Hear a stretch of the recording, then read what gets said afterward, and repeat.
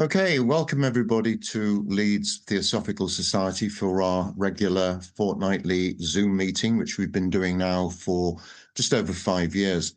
And obviously this week is a very significant week for Theosophy because on November the 17th, exactly 150 years ago, 1875, that's when Colonel Olcott, Madame Blavatsky and others formed the Theosophical Society, and they had their first meeting about this. So it's a very significant milestone. Obviously, Theosophy has gone off into a number of different directions over the years, and different factions have developed, and this is something that's fairly inevitable. But certainly interest in Theosophy is continuing to grow.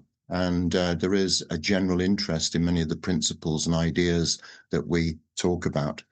Anyway, this afternoon, we're going to do something probably that we haven't done before.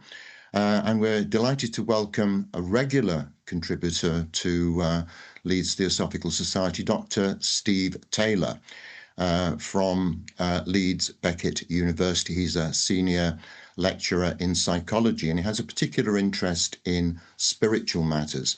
And Steve has just published a great book of poetry called Back to Stillness, Poems for Spiritual Awakening. And perhaps if Steve could put the website where it's available up into the chat room, people can have a look at that.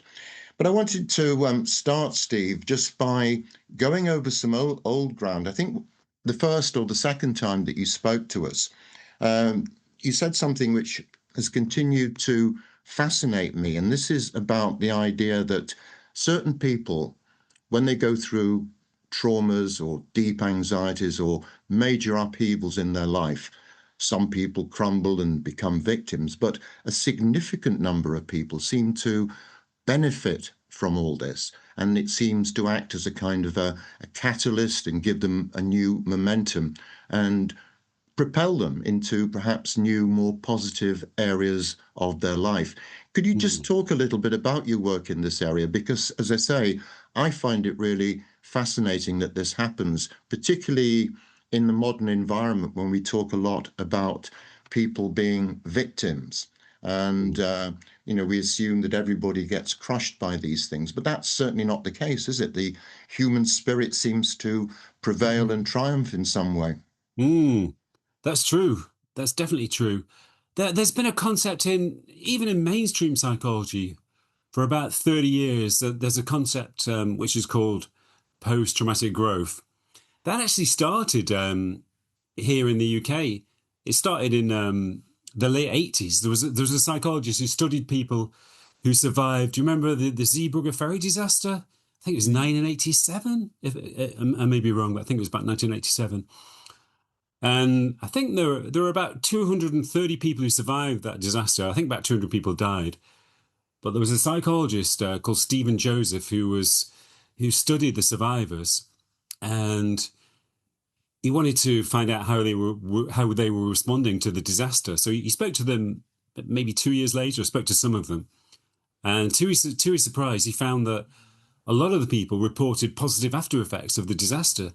They reported a feeling of appreciation, no longer taking life for granted, a feeling of kind of inner strength. They reported that they were more interested in kind of philosophical and spiritual matters, and that their relationships had become, more fulfilling. So that was kind of the beginning of the idea of post-traumatic growth.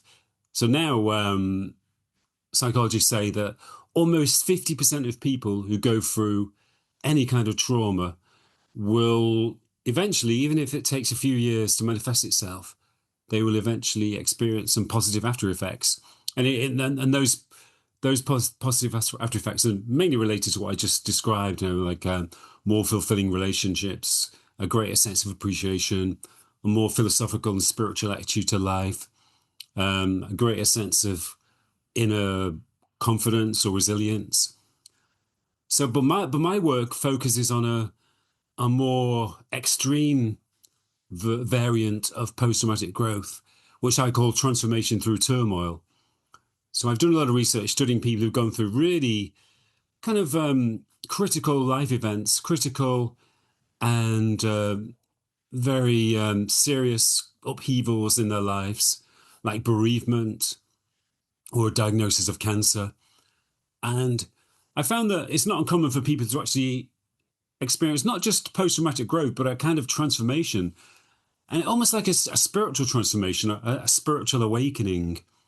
Um, and that it can also occur. I think bereavement is one of the big areas where it occurs. Also, a diagnosis of cancer, for example, but also a long period of depression, sometimes even a long period of addiction, or just general stress could be due to problems with the relationships, problems with your job. But in some people, it seems to be the case that when stress builds up to a certain point, or when they go through a long period of loss that kind of breaks them down to nothing, some people will undergo a transformation at that point when they kind of lose everything, or when they feel as though they're breaking down due to stress. And it's almost as if a new self arises inside them. It's like a kind of phoenix rising from the ashes. So this is a new sense of perhaps what self-reliance, not relying on other people to solve their problems for them, but relying on some inner strength, some inner capacity or other. Is that what's happening here? Partly, but it's probably more dramatic than that. It's almost as if, as their normal ego breaks down, in some people, a new spiritual self arises inside them. So that some people even describe that they feel as though they're a different person living in the same body. And it seems to be, it's almost as if there is a latent, spiritually awakened self, which is kind of dormant in people, but it doesn't get the opportunity to arise until the normal ego breaks down. And yeah, and part of that is that, a feeling of inner strength and inner resilience, and basically, probably most fundamentally, a feeling of inner well-being. Is there a common denominator to these people who experience these type of conditions? Are there commonalities, or is each case very much individual? There are definitely commonalities.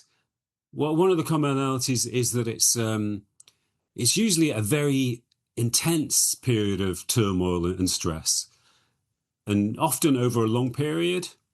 One of the common cases or common situations when it can occur is, I mean, this doesn't always happen, but sometimes after a long period of addiction, addicts, after years of addiction, they it's almost as though they lose everything. Their life slowly reaches a point of destitution or desolation. And it's almost as if they reach a point where there's nothing left. They're completely broken down. And sometimes that's when the transformation occurs. Although the one example was a Scottish woman who I interviewed called Eve, and she was an alcoholic for 29 years, and she reached the point where she was homeless on the streets of Edinburgh, and she kind of given up hope. She tried to give up drinking, but never been able to. So she just sort of gave up hope entirely, and then she actually attempted suicide. But in the process of going through her suicide attempt, something shifted inside her. She felt as though she somehow became a different person, and the urge to drink just left her quite suddenly. And that sounds quite miraculous, but that does sometimes occur.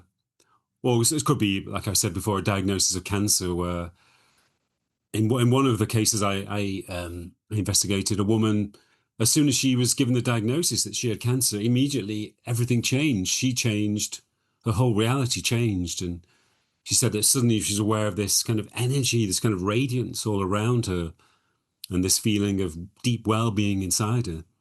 And luckily her cancer went into remission, but that feeling remained. And how do you explain this? How do you explain this process? Is there a logical step-by-step process which is happening here, or is it somewhat more mysterious than that? It is mysterious to a large extent, because it does feel like people, they become a different person entirely. There's a kind of a radical break. It's almost as if they're inhabited by a different spirit almost. That's the way it feels to them. And one woman I interviewed, she went back to her hometown about 6 months after her transformation, and of course everybody was saying, "Oh, how are you? It's great to see you again." But she thought, who are these people? Who are they talking to? I can't relate to these people, because she felt so different. She felt like she was a different person in the same body.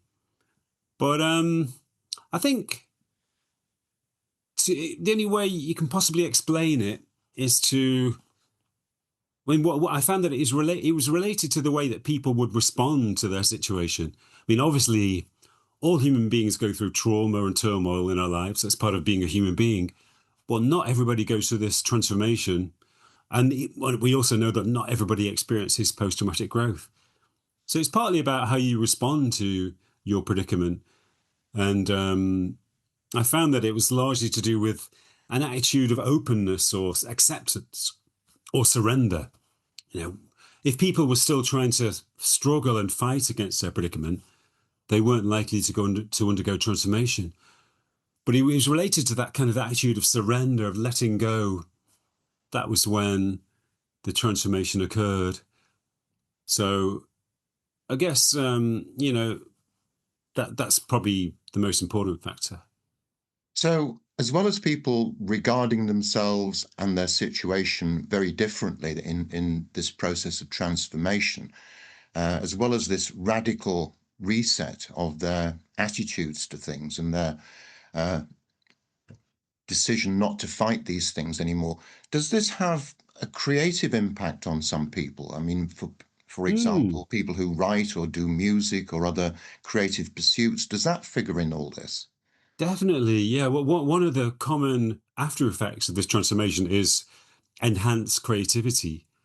People would often say, yeah, I mean, one example is years ago, 20 years ago, I was a tutor at a college. I used to work with counseling students at college. And one of the students said to me, she said, apologies if my assignment is really kind of florid and poetic. He said, I since my transformation, I write in this kind of poetic, florid way. And I said, what kind of transformation? What happened? And she said, well, I was diagnosed with cancer. And soon afterwards, I started to write poetry. And she shared some of my poetry, some of her poetry to me. And it was really beautiful. It was all about feeling this new sense of appreciation for life and this feeling connected to nature. A lot of it was describing the beauty of nature. And she said to me that before her transformation, she never really looked at nature. She never bothered with nature. She lived in a city. But now she felt this really strong connection to nature and had to go into the countryside and really enjoyed walking. So it's not uncommon for people to start writing poetry, even to start painting and to start playing music. Um, there's one guy I interviewed who had a near-death experience in which he did die for a short time before he was resuscitated. And he became an artist because he wanted to paint the kind of reality he'd experienced in those few minutes when he was officially dead. He wanted to paint to convey it, and he also started to compose music because he thought he could maybe convey it through a symphony. He actually wrote a symphony in the end to try to provide an oral description of his experience. Yes, most people I think the majority of people who go through these near-death experiences, and I have done a little bit of research into this myself, most people come back with a very positive change to themselves. And there are cases of people completely changing their character. For example, there was some surgeon, I believe, in Florida who had a collection of Ferraris and hated his patients and all the rest of it and didn't have a spiritual bone in his body. But after the near-death experience, he came back, sold the Ferraris, and went off and did something else entirely with his life. So it was, for him, a transformative experience. Have you had Mm. any other NDE examples in your work? Um, yeah, not many, but a few. But they do seem to follow the same pattern. I mean, part of it is encounters with death are often transformational, even if they don't include that experience, the experience of leaving your body and sort of floating through space towards a light and so forth. So there's the experience of encountering death through maybe an accident or an illness. That can be transformational in itself. So there are loads of cases of people waking up to the value of life through becoming aware of the reality of death. But when you add in that experience, that sort of those few seconds or few minutes of leaving your body and floating through the darkness, and occasionally people meet deceased relatives or higher beings of some form who share their wisdom. After that experience, people are totally transformed. That I think if those near-death experiences are probably the single most transformational experience that human beings can undergo. So, I mean, in one of the cases I investigated, it was a guy who it was a bit like the man you described. He was a very kind of materialistic businessman who was quite successful. He was some kind of salesman. Was kind of obsessed with his job, but he lived in, I think it was in Dawlish in Devon. And one day in the winter, he was walking along the promenade, and a giant wave, a kind of freak giant wave, swept over the promenade and washed him into the sea. And he was in the sea for about an hour in the middle of winter, kind of floating up and down, in and out of consciousness. And he was really lucky because there was a guy in one of the flats along the promenade looking through a telescope, trying to look at the stars. And he just accidentally, spontaneously trained his telescope to the sea and saw this guy sort of floating in the waves. So he called the emergency services. So this guy, William, his name was, he survived. But he said in that hour of obviously sort of floating in and out of consciousness on the verge of death, he had so many insights about life, and he met a being who told him what the purpose of his life was and what the meaning of his life was. And he was aware of this kind of radiance, this bright light. So when he came back, he was a different person. But the strange thing about him was that he didn't really understand what had happened to him because he had this kind of materialistic background. He didn't believe in anything spiritual. So he didn't really know how to make sense of the experience. So he said that he spent about 18 months trying to forget what had happened because it was too kind of anomalous for him to deal with. So he sort of became more materialistic and more hedonistic as a way of trying to repress the experience. But he said that one day, about 18 months later, he was in a bar in Amsterdam smoking marijuana. And he heard this voice in his head say, "What are you doing, William? Just, face what's happened to you." And he instantly kind of sobered up and instantly he knew that he had to face up to the reality of what happened to him. And he kind of, he allowed the transformation to manifest itself. And after that, he became a different person. So when people have these transformative experiences of one sort or another, very extreme ones like being swept into the sea, or indeed other things, people just suddenly giving up their addictions, it seems that one common denominator is a complete spiritual reappraisal on the part of these people. Do you find that people who had absolutely no spiritual dimension to them, when they've had these experiences, is there a new appreciation that they are spiritual beings, or doesn't this always happen? That often does happen. Yeah, not always, because sometimes people are so confused by these experiences. Like William, he faced up to it eventually, but some people, that they just don't really understand. They don't know what to make of these experiences. So they really do try to repress them or forget them and never talk about them. It's not uncommon for people never to talk about these experiences. But I say in most cases, that does occur. People do become aware of a spiritual aspect to themselves. It's almost as if they were living at the surface of their minds on a kind of egoic level. But after these experiences, they become aware of a new kind of self, a deeper kind of self inside them. And, they live in attunement with that new spiritual self. And not just inside themselves, they also become aware of a whole spiritual dimension to life. And they become seekers and explorers. They often begin to investigate spiritual traditions and, partly to try to make sense of what's happened, but also because they've kind of experienced a dimension of reality which even if they don't experience it all the time. They know it's there, and they want to experience as much of it as they can. Okay, just to widen things out a little bit, and I probably asked you this question before, but I think the answer you gave was extremely interesting. So, where did your own interest in spirituality and psychology and combining the two together, when did that start and how? Well, it's difficult to say really, because I think in retrospect, there was a kind of spiritual aspect of me and my life from a young age. Maybe I was certainly aware of it in retrospect from the age of 16, 15 or 16. At that time, I used to love to spend time in solitude or walking in nature. But I thought there was something wrong with me, because I found it difficult to function in ordinary life. I found it difficult to to be social and to be entertaining. And nobody around me was interested in anything spiritual. My parents were not religious or spiritual.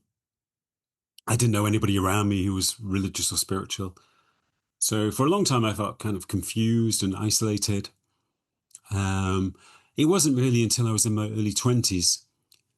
I remember it was very important for me when I discovered a book called Mysticism, a Study and Anthology by a guy called F.C. Happold. I found it in a bookshop in Manchester, where I'm from.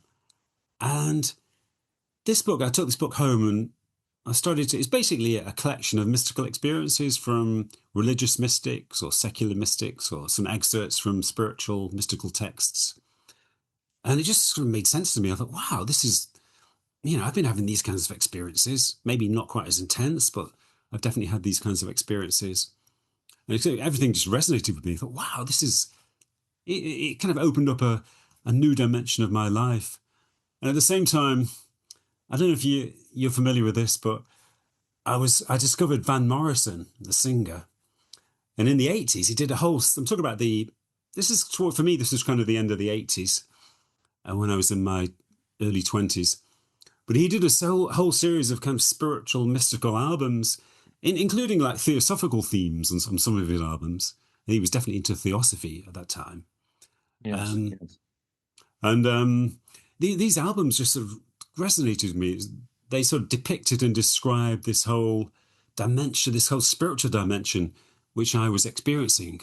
That music was really important to me as well. So anyway, all of these things, the music of Van Morrison and all the books I was reading, kind of gave me a framework to make sense of my own spirituality. And it wasn't until later on that I became interested in psychology. I mean, I was a musician back then, so I wasn't involved in academia at all. I didn't get back involved in academia till my mid-30s, when I abandoned my musical career. So yeah, at that time, I became aware of a field of psychology called transpersonal psychology, which is basically spiritual psychology. It's like the study of spiritual experiences and spiritual traditions from a psychological perspective. And I found out about that through a guy called Ken Wilber. Do you know Ken Wilber? Yes, yes, yes. Um, so yeah, I mean, as soon as I heard the term transpersonal psychology, I thought and read about it. This is me. This is where I've got to be. I've got to be involved in this field. And I found out there was a transpersonal psychology department in Liverpool, at Liverpool John Moores University. So I did a master's degree there. And immediately, as soon as I was involved in this field, where spirituality and psychology meet, I felt completely at home. Do ideas of spirituality, do they sit neatly within the framework of mainstream psychology, or is there a certain degree of cynicism and skepticism towards these things from some quarters, shall we say? I think that's fair to say, yeah. But I think it's sort of softened a little. I've been involved in this field for like 20 years now, and I think there's less skepticism and hostility than there was. Psychologists are not quite as materialistic as they used to be. They're a bit more open-minded. They're a bit more open to anomalous experiences, rather than simply saying that everything's a delusion or a product of unusual brain activity. they're kind of slightly more open to the spiritual dimension. I've got a friend who's studying for a psychology degree. I think she's about your age, and she is doing this degree in Wales. And she says that on the course, there is absolutely no mention of Carl Jung at all on this course. And people there seem to have never have heard of this man. And I Really? found that remarkable. Well, she finds it remarkable, and I found it remarkable as well. And I just wondered Hmm. what your thoughts, Steve, were on that. Jung is quite a controversial figure in mainstream psychology, but even Freud, people don't talk about Freud too much either, because Freud's also seen as a bit of Mm. a controversial figure. I mean, what mainly happens is that if you do a master's degree in psychology, then you may come across Jung.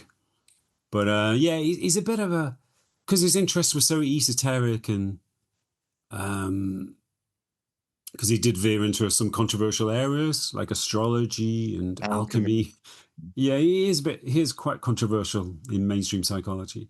Okay. Now, you've written a new book of poems called Back to Stillness, Poems of Spiritual Awakening.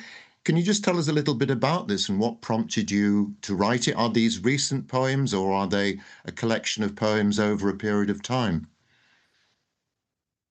Well, it kind of relates to what we were talking about earlier, actually, about post-traumatic growth, because I wrote poetry when I was younger. When I was about 16, I started to write poetry. And back then, I was a big fan of the band The Doors. I'm sure some people have heard of. And I was inspired by Oh, their yeah. lyrics. And Jim Morrison wrote his own poetry, so I wrote poetry kind of influenced by that. And I liked romantic poets like Wordsworth and Shelley. So I wrote poetry in that kind of mold. But I always had this feeling that it wasn't very good. I tried to get it published, but it was always rejected. And in the end, I thought, yeah, it's not really working. So I just let go of it and didn't write poetry for maybe at least 10 years or so. But maybe about 20 years ago, my wife and I, started a family. And when we had our second baby, Ted, who's now 19 and studying psychology at Sheffield University, and he's a wonderful boy, really great guy. But when he was a baby, he was really really difficult. He never slept for about 6 months. It seemed like he didn't sleep at all for 6 months. And we already had a 2-year-old to look after at that time. So my wife and I got really really stressed out due to sleeplessness and all of that stuff. And I eventually ended up in hospital. I think because of the stress and sleeplessness, my immune system kind of collapsed, and I got a bacterial infection and ended up with something called a quinsy, a giant abscess on my face. I was in hospital for 2 or 3 weeks. And funnily enough, that was when Ted started to sleep when I was in hospital. It was as if he sort of said, okay, I get it. My dad's in hospital. I better start sleeping now. But anyway, in the aftermath of that period, and I think probably in connection with all that stress and turmoil, I started to write poetry again. And maybe 2 or 3 months after that time in hospital, I just found myself writing a poem, and I didn't really understand it. It was almost as if it sort of came through me, and I just carried on. Occasionally, I'd just sit down, and a poem would come to me. I'd write it down, and the kind of poetic impulse stayed with me, and I felt as though I'd found a new voice. I'd found a kind of like an authentic voice, a poetic voice, if you like. And so ever since then, really, I've carried on writing poetry. I've actually published, this is my fourth volume of poetry. So it's a hobby, really. I write every few weeks. I find myself writing a few poems. But as I say, I think it was related to that kind of creativity that sometimes arises in the aftermath of turmoil. Yes, I mean, poetry, I used to write poetry when I was young. I think it's something that a lot of people do when they're young. And I took it up again after, I don't know, 30 years or something like that. But I did it in the form of songs rather than in the form of poems. All Anyway, right. why don't you read us a couple of these poems? Because I am, I've had a brief look, and I think it would be very good if you could just, read a couple of ones that are appropriate, and then maybe talk about what, if you're aware of it, inspired them. Okay. Um, I'll read a poem which was which kind of came to me for no particular reason. I was meditating one morning, and a phrase came into my mind: "The woman who lives slowly." And I thought, what does that mean? I don't know where that's come from. But at the same time as I heard the phrase, a kind of image came into my mind, and a kind of pattern of a poem emerged. And I don't know who this woman is or was, but I guess it's a kind of archetype. But this is called "The Woman Who Lives Slowly." This is my book, by the way. Back to Stillness. The woman who lives slowly.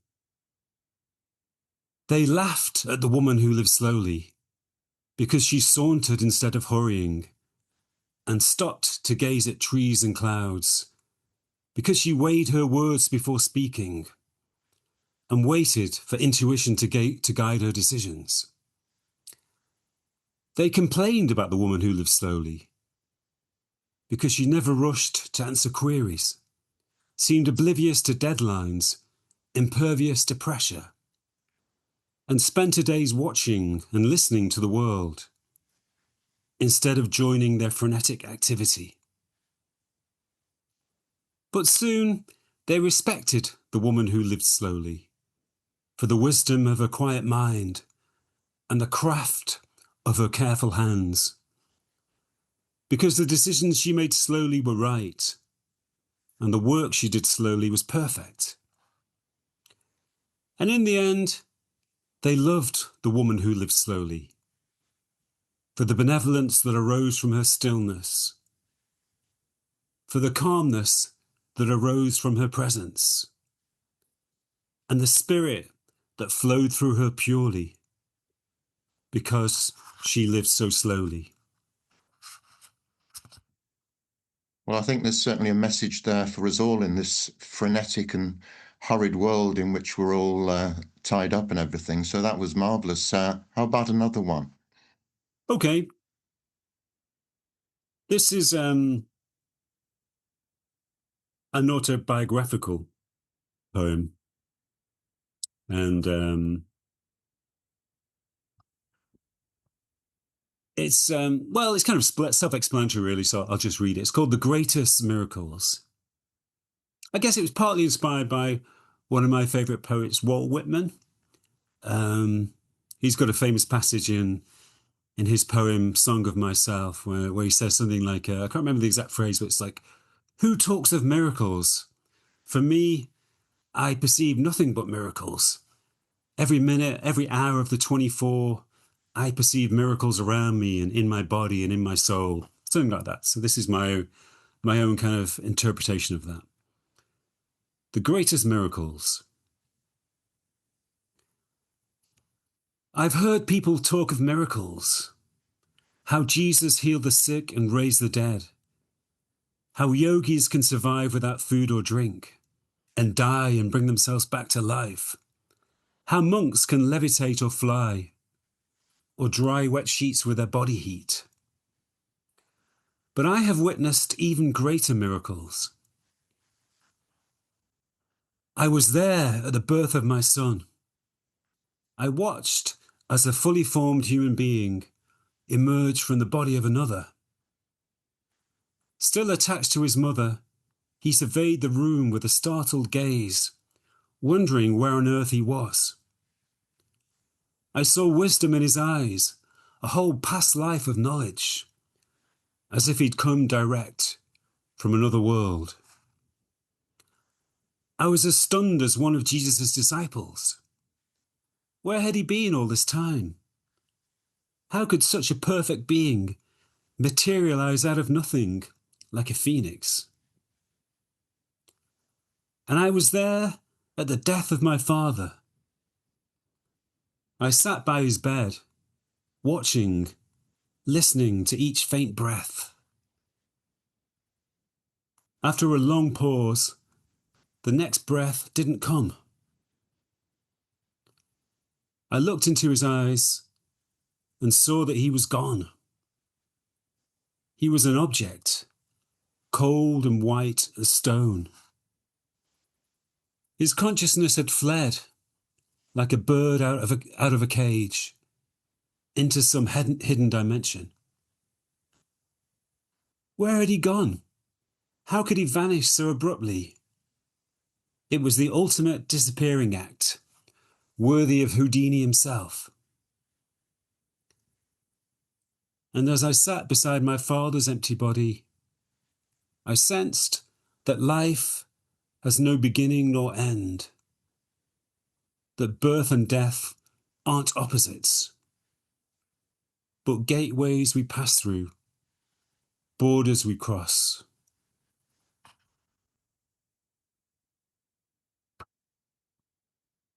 That was extremely moving. Thank you very much for that. Do you find, Steve, that these poems find you? You know, you said that the first poem you read, The Woman Who Lives Slowly, that phrase came into your head from somewhere. And this is what, you know, so many writers and people who've been inspired, they don't actually know where this stuff comes from. It seems to come from, except it's not from within themselves necessarily, but perhaps tapping into something greater outside themselves. Is that your experience or not? Certainly, yeah. Certainly the inspiration or idea arises like that. So I never set out to write a poem. I never consciously decide, like, today I'm going to write a poem. That wouldn't work for me anyway. So I just wait, and sometimes, you know, I get a lot of ideas. Sometimes I can go months without writing a poem. So I never know when they will arise. But it feels like they do come from somewhere else, something beyond my conscious mind. And I guess that's quite common in creativity. I guess similar for musicians, you know, sometimes you can pick up your guitar and nothing comes. You can play, if you play around, and nothing original seems to arise. Sometimes you pick up your guitar and straight away, you know, you find something, you find a chord sequence or a melody. So you never know. I guess that's why creativity is so astounding and you know, inspiring, because it does come from beyond the conscious mind. Yeah, I was watching a documentary last night about the songwriter and musician Mark Knopfler of Dire Straits, and he was Hmm. talking about how, you know, even now, years and years and years after Dire Straits, I mean, he's still doing this stuff, and he was talking a little bit about the process of how it all happens and how suddenly a phrase or seeing something happening in the street or an event, you know, like 9/11 or some big world event, triggers something within him and kind of opens up a channel. And Mm. sometimes these songs then happen very quickly, and sometimes they're built up layer after layer over a prolonged period of time, over Yeah. weeks or months and everything. So, although it works in a different way for each writer or artist or creative person, there does seem to be this element that people are not really sure how this process actually works. It's very Yeah. mysterious, isn't it? Yeah. Yeah. Funnily enough, I've just written a book about the Beatles, which is going to be published next year. I've written about the kind of spiritual aspects of the Beatles, but a lot of it, I do kind of investigate the Beatles' creativity, and a lot of their best songs were written in a kind of channeled way. You know, there's a famous story about Paul McCartney woke up one morning and just heard this melody in his head, this really kind of beautiful, quite complex melody. And he had no idea where it had come from, but he had a piano in his room, he went to the piano, found the notes, found the chords that went with the notes, wrote some kind of words just to help him remember the melody. And it turned out to be Yesterday. And because he wasn't sure that he wrote it, because in a way he didn't really write it, it just came to him. But he thought, is this just an old song that I've remembered? So he spent about a month going around to his friends and other songwriters and saying, do you know this song? Is this an old song? And they'd say, no, it sounds quite good though. So in the end he thought, well, this must be my song. So, you know, I'll keep it. And a few of the Beatles songs were like that, you know, Across the Universe. Do you know that song, Across the Universe? John Lennon song. John Lennon just heard it in his head when he was going to sleep one night. He heard the phrase, words are flowing out like endless rain into a paper cup. He had no idea where it came from, but he went downstairs and wrote it down, and other words came as well. So I think that, the best certainly the highest level creativity is like that. It's mysterious, but as you say, sometimes it can be more methodical. There's a story that Leonard Cohen told about meeting Bob Dylan in the 1980s for coffee, and Bob Dylan said to him, "Hey Leonard, I love that song of yours, Hallelujah. How long did it take you to write it?" And Leonard said, 5 years more or less. And then Leonard Cohen said to Bob, "I love that song of yours, I," which is kind of not one of his most well-known songs. "How long did it take you to write I?" And he said, "Well, about 10 minutes. But yeah, Leonard Cohen was a more kind of methodical kind of songwriter, whereas Bob Dylan was a more kind of inspired, creative person, I guess. Right. Well, look, why don't we finish off with a couple more of your excellent poems? And if you can choose some that are perhaps your favorites or you think are appropriate in some way. And then after that, perhaps we can just have, I don't know if there'll be any questions or discussion afterwards, but obviously I would welcome it if that is the case. Anyway, over to you, Steve. Okay. Yeah, this is a poem called All Is Well, which I wrote at a time of sort of turbulence in my life. It was a kind of a reminder to myself that all is well. All is well. You have to remember that all is well, even when chaos overwhelms you and dark thoughts swirl through your mind. You have to remember that all is well, even if you feel encircled by enemies and life seems a futile struggle. You have to remember that all is well, beneath the turbulence of your mind, like the stillness of the ocean beneath roaring waves.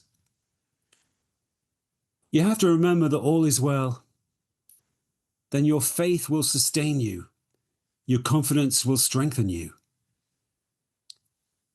Then the deep stillness of your soul will calm the turmoil of your mind and guide you through the darkness like a compass. And soon, chaos and stress will subside. You'll recharge with hope and harmony and sense that all is well. Well, that's a very positive sounding thing. Perhaps we could finish off, Steve, with just a final poem, could we? Yep. This is another phrase which occurred to me when I was meditating. This one was the man who was happy for no reason. And again, I thought, well, that's an interesting phrase. I wonder what it means.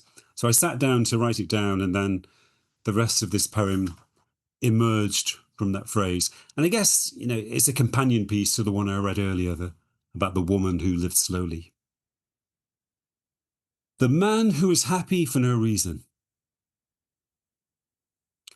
There was a man who was happy for no reason. He smiled for no reason as he looked up to the sky. He laughed for no reason as strangers walked by. He sat quietly without seeming bored.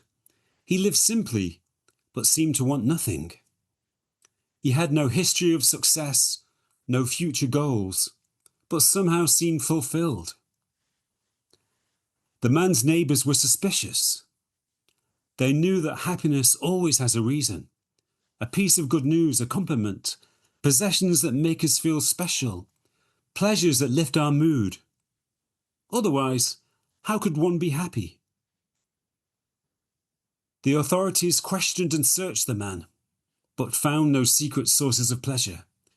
Scientists examined him, but found no unusual genes nor any abnormal brain activity that could account for his irrational happiness. Psychiatrists studied him and wrote reports. Panels were convened to discuss his case. Perhaps electroshock therapy would help, or at least some medication. Perhaps he should even be sectioned. After all, what could be more insane than happiness for no reason. But if anyone cared to ask, the man was happy to share his secret. It's simple, he said. Happiness is our natural state. It's a radiance, like the glow from a fire. Stop searching, stop planning and striving. Relax and rest inside yourself, and you'll find that you're already happy. But no one was ready to listen to the man who was happy for no reason. He spoke too calmly for their restless minds. His truth was too simple for their complex thoughts. His happiness was too unreasonable for their rational minds to grasp.